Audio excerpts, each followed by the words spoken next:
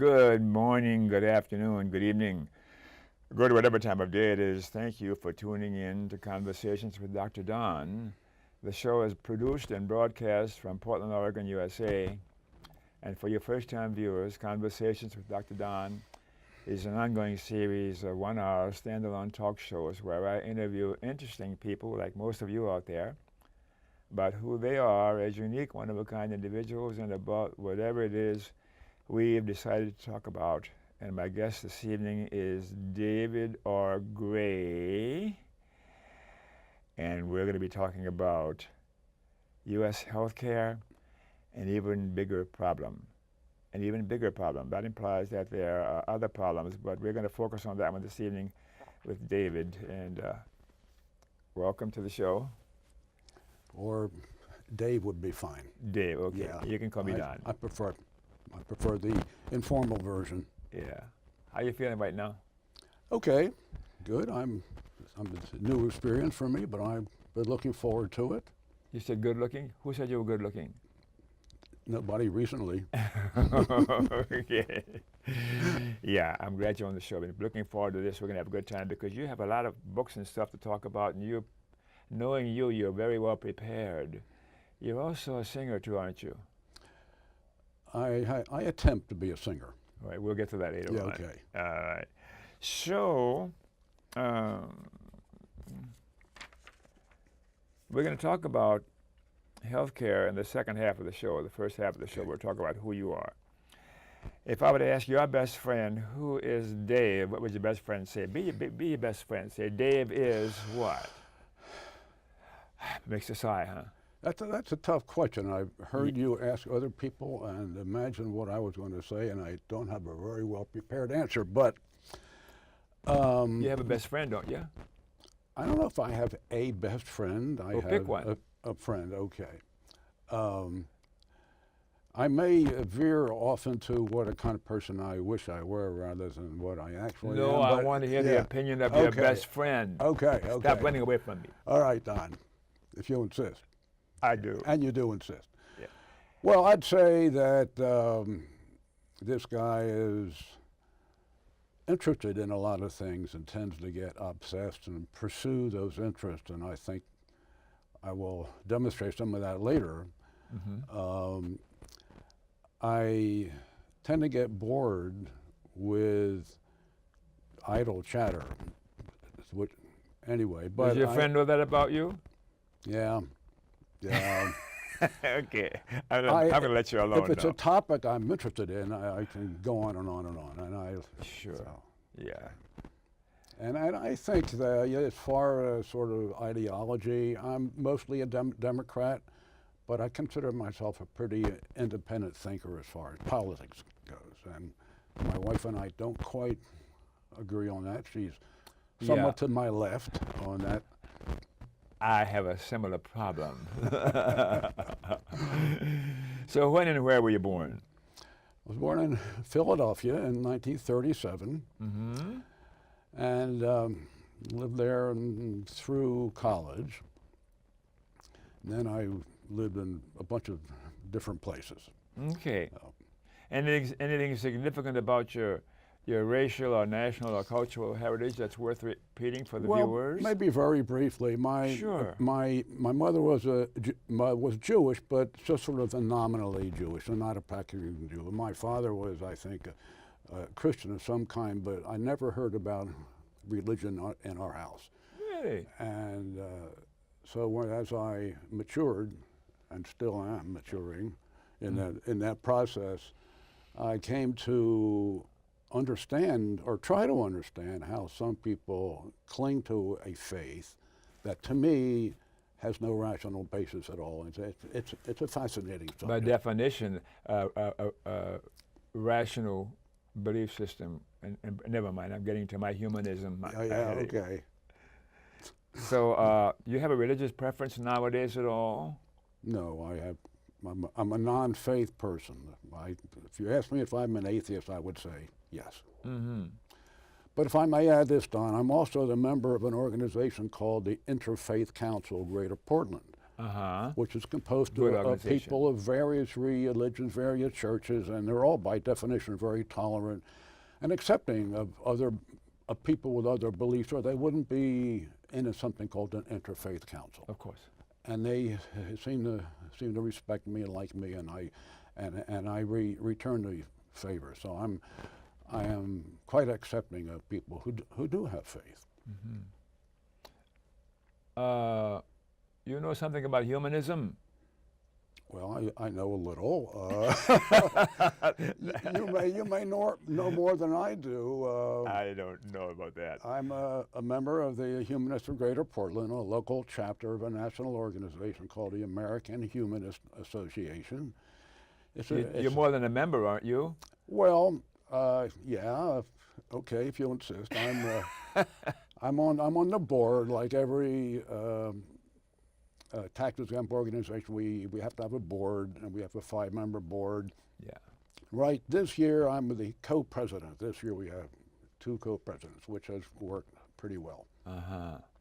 That means some sort of special recognition about what you're about and your religious views or opinions. Yeah. Well, I'm not sure if it proves any wonderful qualifications of me. Sometimes it's just that who wants to be on the board this year, it can be time-consuming. Well, there's a reason we chose you. Oh, Stop right. running away. Okay. Because of who and how you are. Okay, Don. You betcha. And how about your formal education? Do you have any schooling at all? Well, I went to a very interesting high school, an all-boys high school. I don't know if there are any of those around in Philadelphia. Mostly nerdy Jewish guys, very smart nerdy Jewish guys. Are you very smart? Mediocre, medium smart. I was not among the outstanding students in that school, I'll tell you. There was a kid in the back of the class, a nerdy Jewish kid with glasses who, I think he corrected the physics teacher a couple of times. And then my parents said, "You are going to college." Okay. So I went to the University of Pennsylvania, which is in Philadelphia, for 3 years. Was very restless, not knowing what I wanted to do the rest of my life. And For 3 years, huh? for 3 years, and then I dropped out of school for 2 years, during which time I hitchhiked across the country twice and had all kinds of youthful, reckless adventures. And then Restless feet. What? Restless feet. Absolutely. And then in that hitchhiking, I went through Tucson, Arizona, and it seemed like a very interesting town. And the University of Arizona is outstanding for geology, and at the time I thought I was going to finish and get a degree in geology. Mm-hmm. By some whim I don't even understand now, I switched to civil engineering, and I got a D degree in civil engineering in 1964. Mm-hmm. So what did you do with that degree? Nothing. Did you consider wandering the countryside? No, I got, that was in the early period of the computer industry. And I got a job with the GE computer department, which doesn't exist anymore. GE had a computer department. They manufactured computers. And from 1966, 65 or 66, for about 3 years, I worked there in the suburbs of Washington, D.C. And I thought it was making a living. But then the situation in Vietnam was heating up. Mm. And being a reckless, foolhardy young guy, I thought I should go to Vietnam. What? Yeah, I know it sounds kind of stupid, but no, it depends on the time and what's going on. The time and the period in my life, So I applied for a job with the Officers Training Corps, and I had just passed 30, and they didn't accept anybody over 30. So I applied for USAID, the Agency for International Development. USAID? Yeah. Yeah. Yeah. Mm-hmm. And they were hiring people to become advisor to the Vietnamese government in various programs. Oh, you went to Vietnam on the USAID? Yeah. As a civilian? Yes. Uh-huh. Yeah. And how long did you do that? 2 tours of a year and a half each, so 3 years total. Boy, I bet you got some stories about that, huh? Well, yeah, I have some stories. Only if you want to share, and if you don't, that's okay too. Well, I think that's maybe the place where I got so turned off by weapons. And I am constantly amazed by how many people in this country seem to be fascinated by weapons, and even the automatic rifle that killed all those people in Las Vegas recently. Why would those things be allowed in this country? They're designed for one specific purpose, to kill people. Yeah. Why do you think they're allowed in this country? Well, the Second Amendment can be interpreted to allow just about any kind of weapon, and that's unfortunate. Almost, yeah. Yeah. So what? No, I don't want to go there. We'll ask some more about guns, but let's keep going. Okay. You have a wife, a husband, a boyfriend, a pet, or what? I have a wife, and in Vietnam, by the way, I married my first wife, a Vietnamese girl who was quite charming and pretty, and we had a baby in Vietnam, in Saigon, and then we came to the U.S. and lived in Springfield, Illinois for some years, and we had 2 other children, and then we moved to Atlanta. Vietnamese girl? Yeah, Mm-hmm. yeah. So our kids, I should say our kids, by that marriage, don't look much like me at all. The Asian genes seem to have won.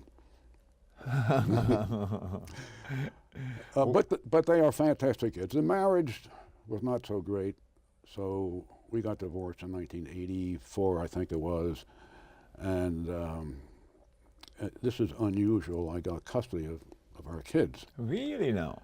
And I don't want to insinuate that my now ex-wife was a bad mother. She wasn't, but if I don't think I would have gone ahead with the divorce if I couldn't have custody of the kids. I was so crazy about them. Do they like you today? Apparently so. They, Apparently so. They either do or they're acting quite well. They seem to want to see me. How old are they now? The oldest is 46, 45, and 41. And what do they do? Various things. My oldest, Laura, who lives in the San Francisco Bay Area now, she's an accountant. No, she's a tax accountant. She's not a CPA, meaning she's good with numbers. And back in high school, she was great with math. And then my second, Spencer, he's a chef, a personal chef to one of the filthy rich movie producers in L.A. I use that term. I don't think he does. And my youngest, Sarah, has been working all around the world. She's in Nepal now. Wow. Working. She was in Indonesia for several years, and as a result of that, I got to go on a trip to Indonesia. She was in Vietnam for a couple of years working. Oh, wow. So she has settled into this lifestyle of having a contract to work somewhere for 2 to 3 years in some far off place. What's her specialty? What does she do? She got a master's degree in journalism from Columbia. So people hire her to publicize their efforts. Well, I'm wondering about your political persuasion. Are you left or right, or you're a revolutionary or a Trump supporter, or what? Trump supporter, no way. I'm mostly Democratic. I wouldn't consider myself way left. But some of the very liberal proposals I do endorse very thoroughly, like Medicare for All, for example, which Bernie Sanders is promoting. I think the attempt to fix Obamacare will probably not work because I don't think the Republicans really want to fix it. And so let's try a medical care system that doesn't depend on private for-profit companies, Yes. Single payer. single payer. Yeah. All right. And so we established that you're not extremely left or extremely right. Would you somewhat of a moderate who is a-religious? Well, a-religious for sure, but on politics I try, maybe I'm just convincing myself, I try to analyze what every proposal is, what the merits are, regardless of which party it came from. I remember Bill Clinton gave a speech at the Democratic convention where Obama got chosen for the first run. I believe Democrats are not always wrong and not always right, and Republicans are not always wrong. Sure. That's my opinion too. And I am. There are a couple of things Republicans are more likely to get done than Democrats, particularly about tax reform, but the details are important, and there's been a lot of criticism about what Trump has been talking about. I have to see the details, but I can tell you several changes in the tax code I think are obvious that should be done. Yes.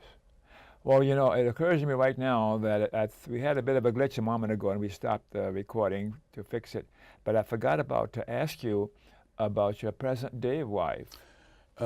Joan and I've been married for 30 years. 30 years. We met in Atlanta, December 15th of 1984, got married in 1986, and she has a son by her first marriage, Jeff, who was a doctor, and his wife is also a doctor, and my three kids and Jeff blended quite well. The blended family, you know, you've heard that term. Sure. So it's worked out well. The marriage has worked out well. The kids have worked out well. Does she still like you? I think so. I think so. Tell her what you think of her. Look at that camera and tell her what you think of her. Well, Joan, Joan, I love you almost every minute of the day, and I hope it's returned. You know, you do have an occasional squabble in marriage, right? Of course. Yeah, of course. Yeah, otherwise it wouldn't be enjoyable if you didn't have a chance to make up. Yeah. Do you have any memberships in political or social or civic organizations other than the Humanist, the American Humanist Association? Any other? I'm a member in several environmental organizations. I got on that kick about 1965. I became aware of the Sierra Club and paid them $150 or so to become a lifetime member. Since then, there have been a few occasions I haven't completely agreed with them. But on a trip to Oregon, I became aware of the Nature Conservancy because they own a hiking trail called the Cascade Head Trail between Niskawin and Newport. It is a spectacular hike. You go up about an hour and you have to get up on top of this hill and see this magnificent scenery. So and there's a sign explaining how the Nature Conservancy owns that property. So I immediately joined, and I am a member of the Environment Oregon also, and maybe one or two others that I can't think of right now. Okay. And you mentioned that you're curious about music and singing. You got a couple of comments to inform us about how you're involved with that? Well, when I was a kid, I think I just heard pop music occasionally. I thought it was fun. But then my father, somehow in the 1950s, I think the late 50s probably, I wish I could contact him now to learn the details, but somehow he got interested in performances of Philadelphia Orchestra, which at that time was one of the renowned orchestras in the world. Philadelphia. Yeah. And so he got, when LP records came out, he brought home a few LP records, and he brought home this great big speaker, which he put in the living room. Not sure if my mother thought that was a good piece of furniture. But then he brought some records home, and Ravel's Bolero and so forth. I remember that. Shall we hum it in unison? And, other classical stuff. And somehow it just registered on me. And I got sucked into the classical music scene. Went to some concerts. And still to this day, and I think I've heard you say something like this, you hear music that you first heard many, many years ago, and now you're hearing things you didn't hear years ago. Yeah. Yes. Now that I'm deciding to use that part of my brain of that sort of sensing, it's amazing what we can do with this neocortex if we decide to and slow down enough to really learn and experience something new and different. I really enjoy that. So, and you're singing. Well, I happen to overhear Don Baham mention at the HDP Sunday meeting that he was taking singing lessons. So I asked Don about it. So I got together with his teacher,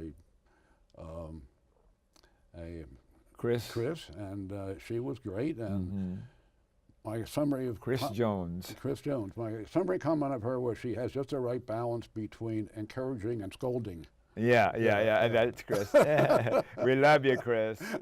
She's in Eugene now, I think she would take that as praise. She will. Yeah. She's a beautiful, beautiful human being. Yeah, and very smart, very knows what she's doing. And she left the Portland area, as you know, and so I have another singing coach now, a guy who's an opera singer, a young guy. And the kind of stuff that you sing? Well, mostly classical. Occasionally I do a pop song. But Brahms was a great composer for all kinds of serious music, and if you're a casual classical music fan, you might not know that besides his 4 symphonies and his 2 piano concertos and the Brahms Requiem, which is magnificent, he also wrote songs for individual singers. I didn't know that. Yeah, and they're lovely, absolutely lovely songs. It's a privilege to sing or try to sing this stuff. Can you give me a bar of one of your favorite classical songs right now without any accompaniment? I'll put you on the spot. Right. There's a song, Dein blaues Auge, which is Your Blue Eyes, a love song. Dein blaues Auge hält so still, es blicke bis zum Grund. All right, okay. How about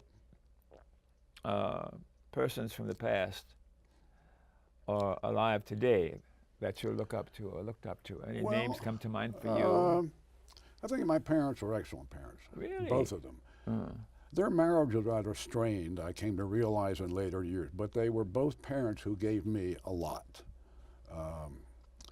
My father got me interested in sports. He was an athletic guy. Got me interested in classical music, which turned out to be a big gift to me.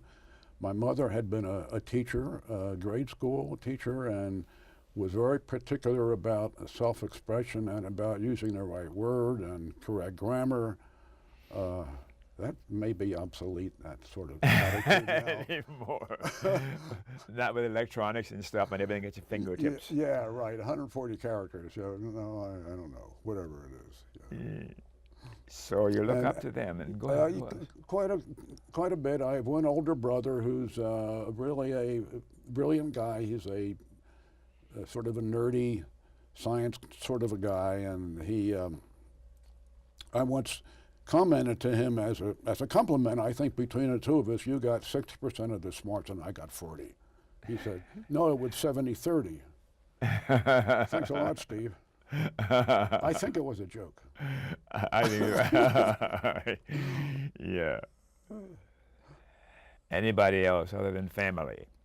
Well, recently, some of the prominent atheist writers have got me to thinking a little bit more. Asimov? Well, not so much him, but Richard Dawkins is brilliant, and Hitchens. Christopher Hitchens, yes. Brilliant guy. Absolutely.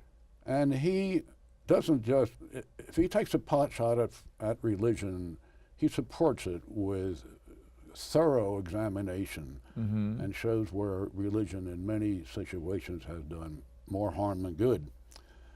And I don't mean to imply that all religious people are that way. No, not at all.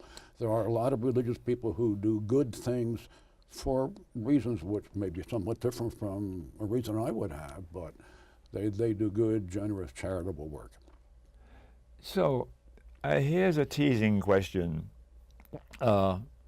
Why do so many people have a religion or belong to a particular religion? Why is that? Well, I have my explanation, which Please. even I suspect a lot of them who go to church every Sunday don't really take your theology very seriously, but go for other reasons: community, friendship, support. Sure. Now, as far as theological, the theology, they can't take the theology completely as literal. Well, I shouldn't say that. There are some who do. Yeah. But there's some such, in the Old Testament, but there's so much nasty stuff with God wreaking his vengeance on people for not doing the right thing. Is that a model to follow? No, I certainly don't think so, obviously. But now, Jesus' teachings, or at least if you distill them down to what I think is the essence, I think he was kind of a breakthrough thinker, is my impression. I agree with you, of course. Although, being a fellow humanist, yeah. I once saw a debate on YouTube between an atheist and a minister, and the atheist said, I don't remember who it was, said, if the essence of Christianity is love and forgiveness and peace, I am with you. And I am too. There's a need, it seems to me, that people need to have something to justify their very existence. Yeah. The idea of just being created or from scratch or suddenly appearing seems so far-fetched, because I've got to have, this cortex is limited into, there's something, okay, one more question. I have people oftentimes talk about, well, I'm not religious, but I'm spiritual. You know what spirituality means, or spiritual? It can mean just about anything you want it to mean. I don't know what it means. You have to ask every person who uses that term. I might use that when I get exposed to something in nature that's just absolutely awesome, like the redwood trees in California. Oh, yeah. I can react to that, and I guess I could call it a spiritual way. I could too. Yeah. So anyhow, I think we should take a break before they yell at me from the control room. Okay. And then we'll come back and talk about the subject, healthcare, an even bigger problem, Mr. E.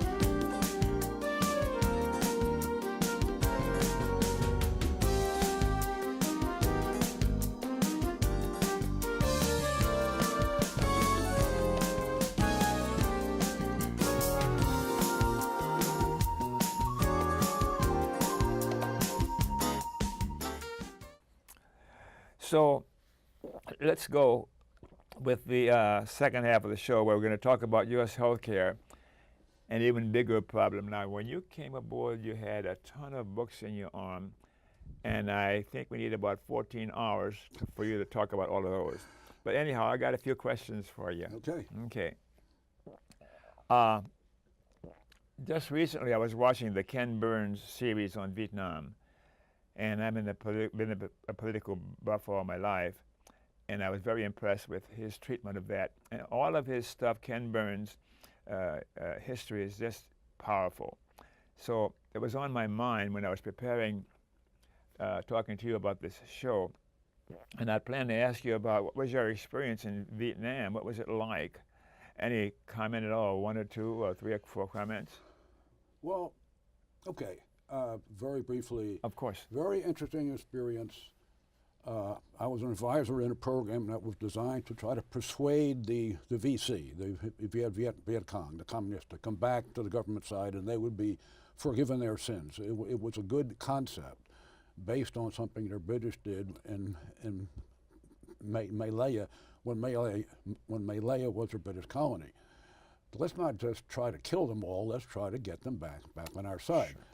So if you go by just counts of people who did come over, it sounded like it was a success. But we didn't get the big shots to come over, the influential people. The Phoenix program, was that? No, that was something else. That was in intelligence. I don't even know the details.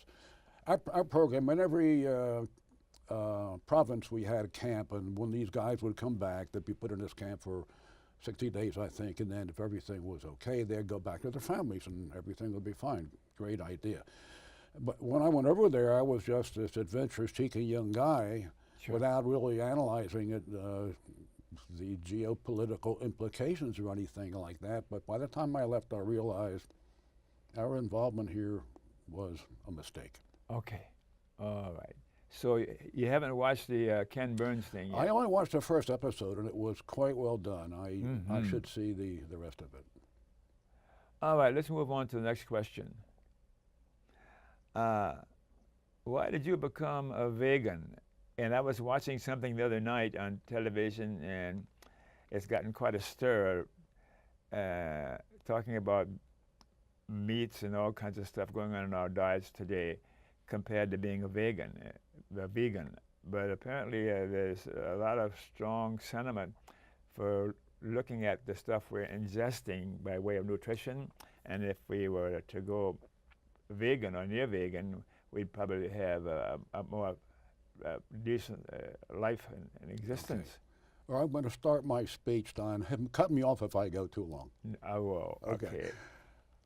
I became a vegan in December of 2012. When I still lived in Atlanta in 2003, my blood pressure went way up. And I went to hospital, they did an MRI, and they found that one of my renal arteries, the artery coming out of or to the kidney, was partially blocked. And the kidney, and I didn't know this, the kidney controls blood pressure. Sure. So if there's a blocked artery, the kidney has to work even harder raising the blood pressure. I had a stent put in. The stent brought my blood pressure down to normal within hours.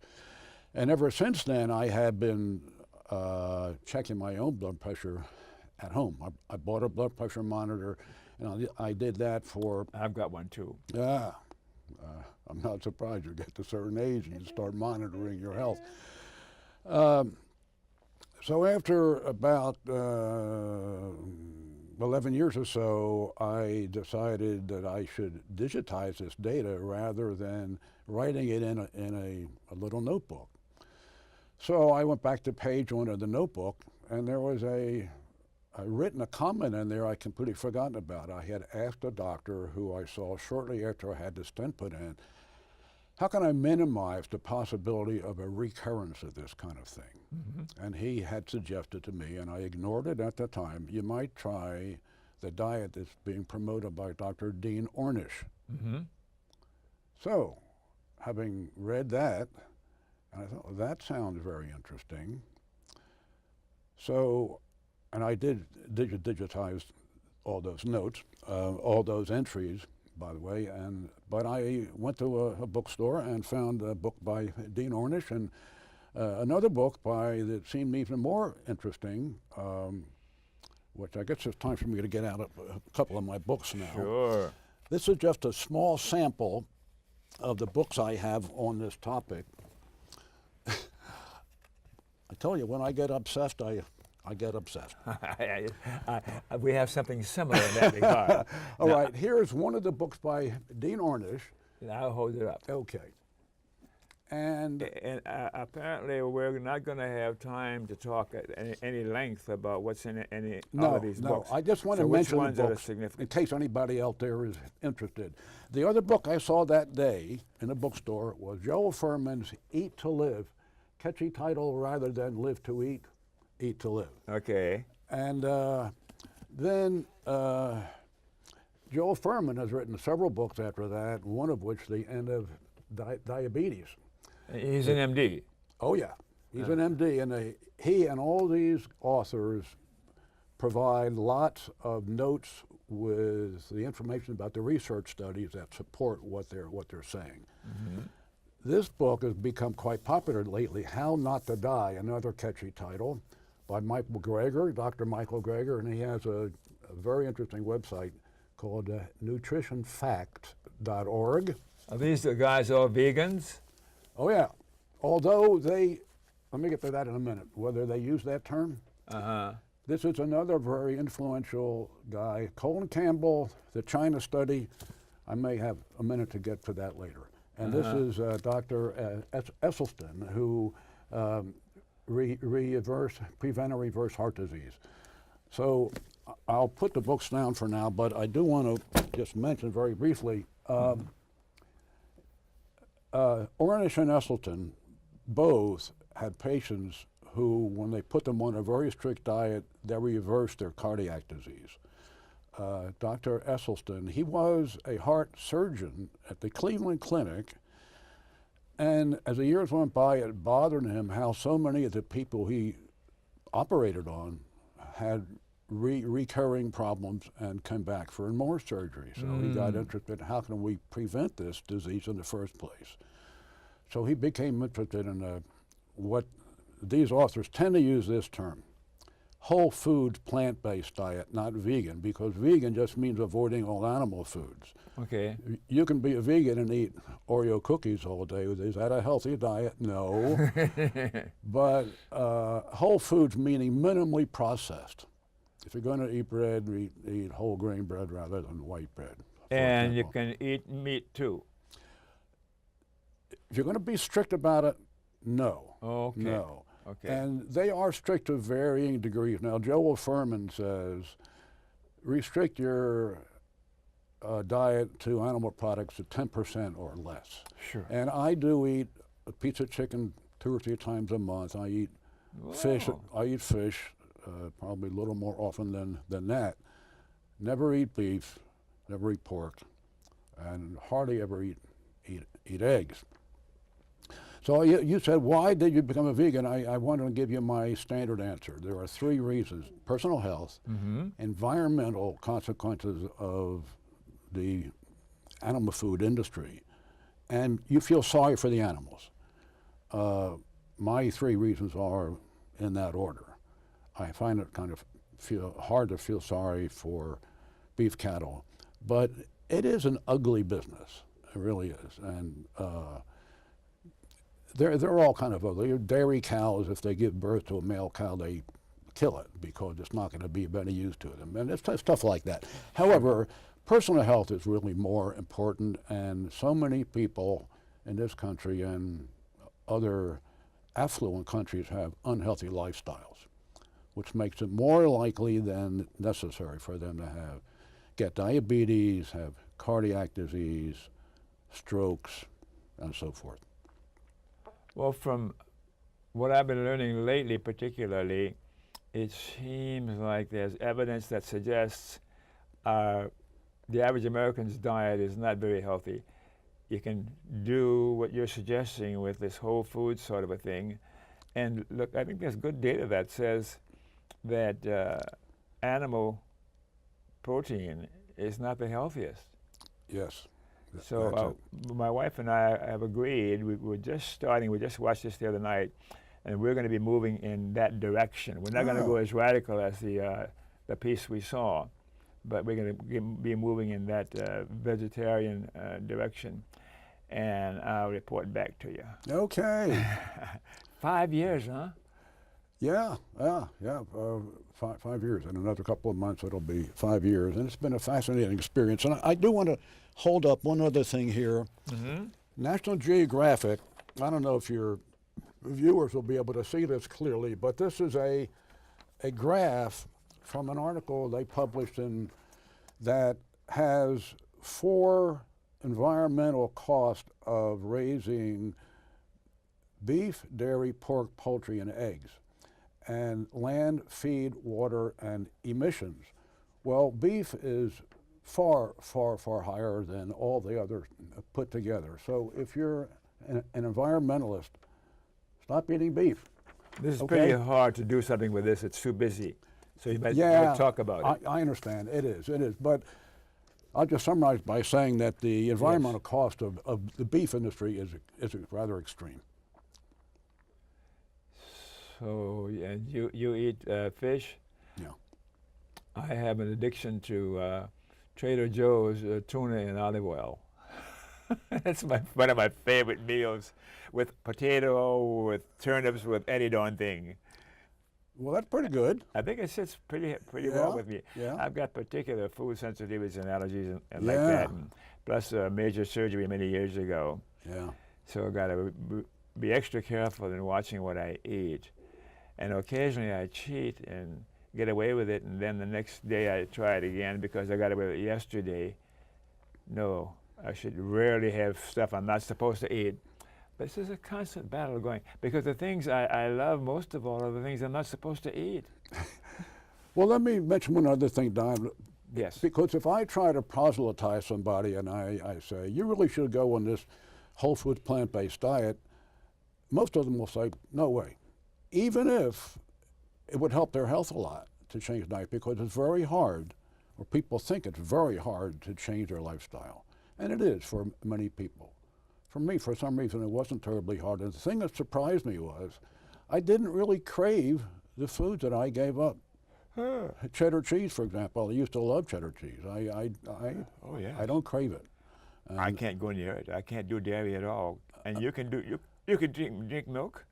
Oh, no. Well, no. I guess if I could drink a little milk, but I wouldn't drink milk. I don't believe in dairy. Who was it that said milk, cow's milk, is an excellent food for baby cows? Right. Obviously, yes. Yeah, I mean, I can see us drinking milk from chimpanzees, close relatives. You think it might work? So what's your typical eating habit in a typical day? Well, in the morning I just have a piece of whole grain toast with some honey on it and a cup of coffee. That's it, except once in a while I have oatmeal. And at lunch I have all kinds of stuff. I make a dish I call tofu salad. It's like tuna salad, but tofu substituted for the tuna. Uh-huh. And it's tofu that I crumble up and marinate in balsamic vinegar. Oh, yes. And then I cut up a lot of vegetables, a lot of celery, a lot of onions, other stuff. Then I mix in with all that stuff the vegan version of mayonnaise, which is called veganese. Mm-hmm. And I've served it to my son-in-law's family, and his family seemed to like it. But you don't have to cook that. No. Salads are a big part of Joan and my diet. In fact, we ate a lot of salads before we switched to this diet, and I thank her for that because eating fresh, uncooked greens there's a lot of nutrients. Of course. Yeah, lettuce, kale, spinach, and all the relatives of kale, broccoli, and so forth. How about your body weight? Is it pretty stable, or did you lose or gain since you changed your eating style? I'm 20 pounds lighter than I was 5 years ago. You like that? I'm a little too skinny, Don. No, you're not. You're great. Oh, okay. Look at you. The important thing is how I feel, if I have energy and so forth, and I do a lot of exercising like you do too. Mm-hmm. So I think it's working. You know, all the standard measurements of health, cholesterol levels, blood pressure, and all the blood tests are all in the ideal range. Since the stent was put in and you changed Well, your yeah, cell. yeah. Uh-huh. Yeah. Now, going way back, my cholesterol was kind of high, but not anymore. Where did the stent go in? And the artery which comes, I'm revealing my ignorance here. I don't know if it feeds into the kidney or comes out of the kidney. And where's the kidney? It's down here. So the kidney. It's down here somewhere. Yeah, not a heart artery. But so they went in from there and put an instrument in to put the stent in. They went in from the groin, yes, and inserted the stent. And pretty soon after that, you had a reduction in your blood pressure. Within hours, literally. Oh my gosh. Because then the kidney's function is not blocked anymore, so the blood pressure went down. By the next day, I know it was fine. That's amazing. It's a fascinating process, and now I don't know how much time we have, but there are a couple other related topics I'd like to mention. Please do. Okay. We have about 7 or 8 minutes more. Okay, so at some point along the line, I got interested in various related topics, one of which was the big issue about GMO. Remember, there was a ballot measure. Should we Genetically label... modified organisms. Right, genetically modified organisms. And I remember reading and hearing all this strong anti-GMO talk and didn't understand why they were having that extreme viewpoint about that.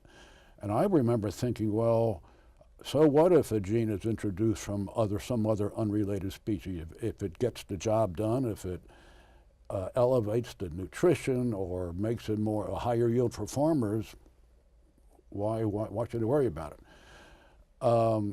Now, I'm not saying that there have been no negative consequences of genetically engineering is the correct term, not GMO. Everything we eat has been genetically modified by older methods. Yes. So Roundup Ready, Monsanto produced Roundup Ready crops. You can spray them with Roundup and they have become immune to Roundup, but the weeds still are not immune and they die. So what's the possible environmental impact? Some weeds have developed, they have evolved immunity to Roundup. That's not good. And then there are claims made, so far with no proof that I know of, that there can be residual Roundup left on some of the harvested crops. I'm pretty skeptical about that, and most scientific organizations have said there is no proof that there is any residual of the active ingredient in Roundup, glyphosate, that is anything to worry about. I'm certainly open-minded to evidence. Oh, Agent Orange. Well, that's never been used on agricultural crops. Yeah, that's a bad problem. Deforesting in Vietnam, and I think in the series on Vietnam, and some other stuff I've seen recently too, where they're showing succeeding generations, there's serious neurological and even physical deformities, and they're speculating that it's because of the active ingredient in Agent Orange. I think that's pretty well proven that Agent Orange was quite toxic. So we're talking about, I shouldn't have brought that up because I can't make the connection between what's going on. Yeah.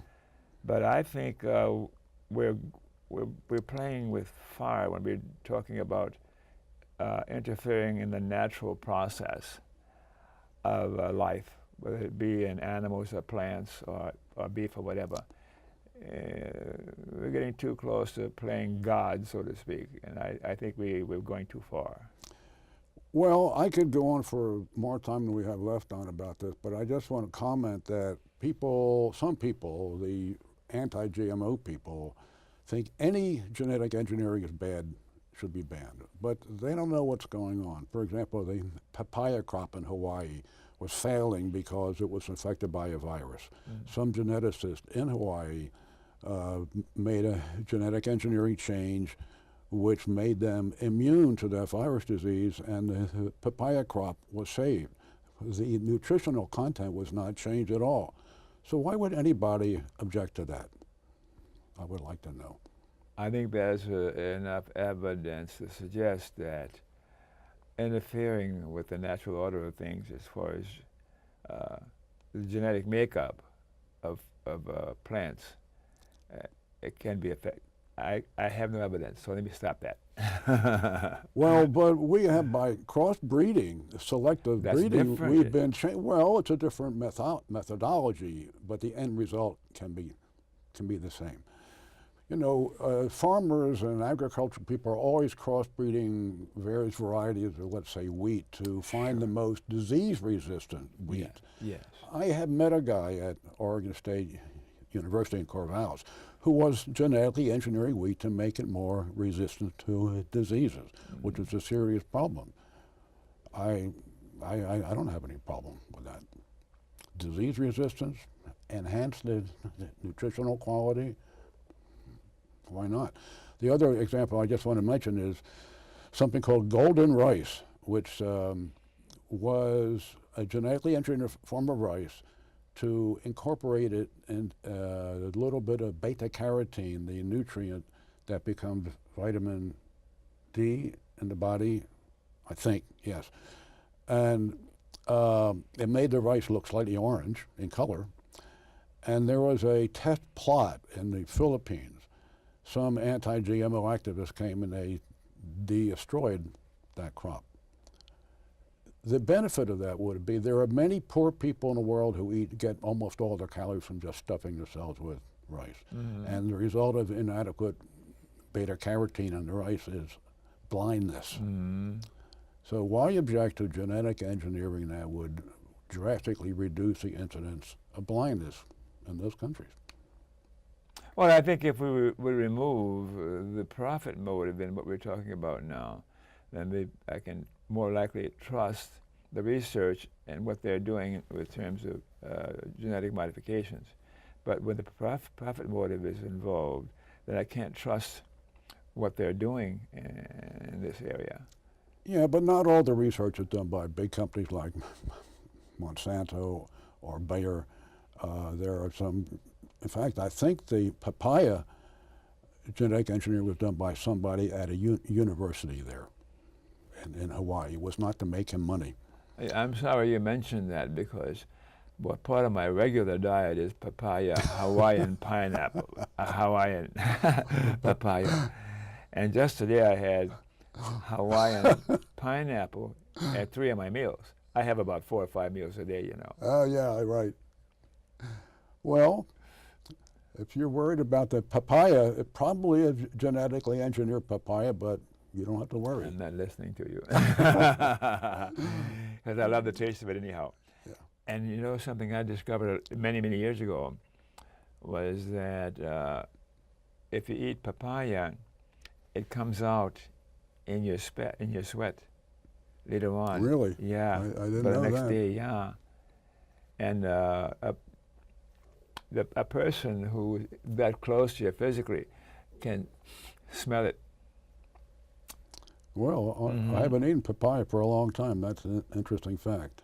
Yeah. I think that maybe that was just a trick that I taught to teach my dates that if we eat papaya, it's okay for us to, never mind. It's a family program. I think I can figure out the rest of that sentence. Yeah. So looks like we're running out of time, but I'd like you to talk to our viewers about anything you want to talk to them about, whatever it is, what we talked about so far, anything else that comes to your mind. Take a minute or two to talk to them. Okay. Oh. Look at this camera over here. Okay. That's you. The one with the little red light on. Okay.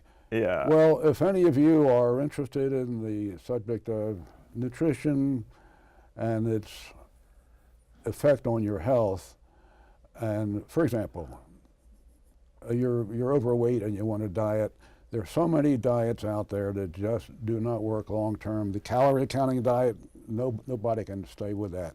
I do suggest Joel Furman's book, Eat to Live, as a good starting point.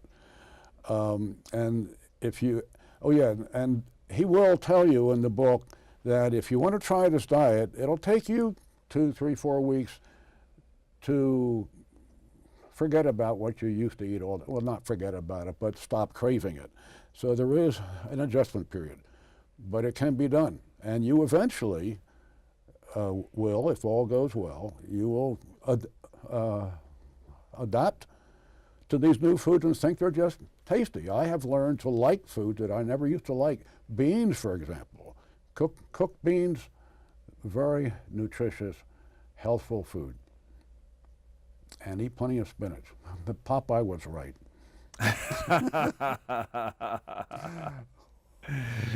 So any other advice you have for them?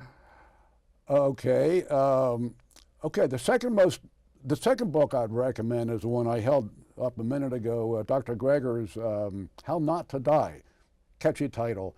And he has sections on all the major diseases of affluence, diabetes, heart disease, cancer, a disease high in meat has been pretty well proven to increase the probability of cancer. So Dr. Greger's book, How Not to Die, and you might try his website, nutritionfact.org. Okay, we're going to stop there before Okay. they yell at me in the control room. Okay. So it's time for us to say good night. And I want to thank you people for tuning in again to Conversations with Dr. Don. Hope you enjoyed the show. Public service announcements, do we have any of those to put up? Mr. E, to learn more about the American Civil Liberties Union, go to www.aclu.org. I belonged to the American Civil Liberties Union for many, many years. And we gotta learn how to end corporate personhood. Go to www.movetoamend.org so we can amend the Constitution to say that money is not speech and corporations are not persons. Thanks again for watching. And remember, KFC, not Kentucky Fried Chicken, Dr. Don's KFC. Kind, friendly, and charitable. Be kind, be friendly, be charitable. To you too. And you too, Dave. And you too. And you too. And we're glad you were with us. And we'll see you next time. Take care.